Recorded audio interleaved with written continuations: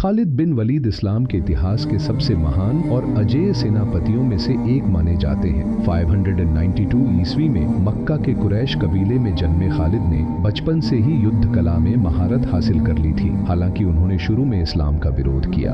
खालिद बिन वलीद मक्का के एक प्रभावशाली कबीले बानु मखजूम से ताल्लुक रखते थे, जो युद्ध कला में अपनी महारत के लिए प्रसिद्ध था। उनके पिता वलीद इब्न मुगीरा मक्का के एक प्रमुख नेता थे, जिससे खालिद को बचपन से ही युद्ध और नेतृत्व की विशेष शिक्षा मिली। इस्लाम के शुरुआती युद्धों में, जैसे कि 625 ईस्वी के उहुद के युद्ध में, खालिद ने मुस्लिम सेना के खिलाफ लड़ाई लड़ी और उनकी हार में अहम भूमिका निभाई। 629 ईस्वी में खालिद ने इस्लाम कबूल किया, जो उनकी जिंदगी और मुस्लिम समुदाय के लिए एक महत्वपूर्ण मोड़ साबित हुआ। इस्लाम कबूल करने के पीछे उनकी प्रेरणा इस्लाम के तेजी से फैलने और पैगंबर मोहम्मद सल्लल्लाहु अलैहि वसल्लम के व्यक्तित्व से प्रभावित होना था। इस्लाम कबूल करने के बाद खालिद ने अपने जीवन को इस्लाम के प्रचार और रक्षा के लिए समर्पित कर दिया।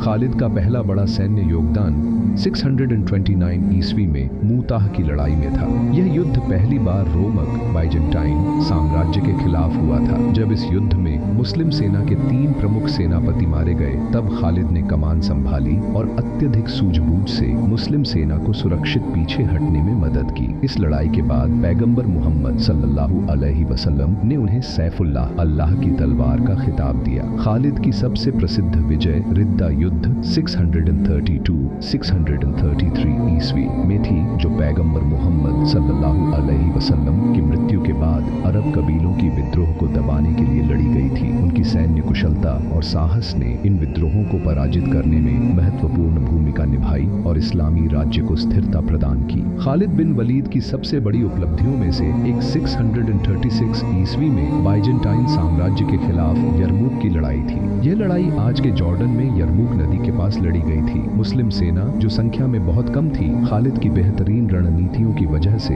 एक जबरदस्त जीत हासिल करने में सफल रही। यरमुक की जीत ने सीरिया पर इस्लामी विजय का मार्ग प्रशस्त किया और इस्लामिक साम्राज्य के विस्तार में अहम भूमिका निभाई। खालिद बिन वलीद न सिर्फ एक बहादुर योद्धा थे, बल्कि एक कुशल रणनीतिकार भी थे। वह घुड़सवार सेना, कैवलरी के बेहतरीन उपयोग के लिए प्रसिद्ध थे और तेजी से आगे बढ़ने वाली सेना के साथ लड़ाई करने में निपुण थे। उनकी एक प्रमुख रणनीति नकली वापसी, फॉल्स रिट्रीट थी, जिसमें वह दुश्मन को धोखा देकर उन्हें एक कमजोर स्थिति में फंसाते थे। यह रणनीति उन्होंने कई युद्धों में सफलतापूर्वक लागू की। उनकी नेतृत्व क्षमता की वजह से उनके सैनिक उन पर पूरा भरोसा करते थे। उनके सैनिक जानते थे कि खालिद की योजनाएं, चाहे जितनी भी कई जीतों के बावजूद, खालिद के सैन्य करियर का अचानक अंत तब हुआ जब दूसरे खलीफा हजरत उमर इब्न अल खत्ताब ने उन्हें सेनापति के पद से हटा दिया। इसके पीछे के कारणों पर मतभेद है। हालांकि खालिद ने विनम्रता के साथ इस निर्णय को स्वीकार किया और मुस्लिम राज्य की सेवा में एक साधारण भूमिका निभाई। चुनौतीपूर्ण क्यों न हो, हमेशा जीत के लिए होती है। 642 ईस्वी में खालिद बिन वलीद का निधन हो गया। उनकी मृत्यु के समय वह दुखी थे कि उन्होंने 100 से अधिक लड़ाइयां लड़ी, लेकिन वह बिस्तर पर मरे, युद्ध के मैदान में नहीं। उनकी यह भावना उनके योद्धा स्वभाव की प्रतीक थी। हालांकि उनकी मौत युद्ध के मैदान में नहीं हुई, लेकिन उनका साहस और योगदान हमेशा के लिए इस्लाम के इतिहास में अमर रहेगा।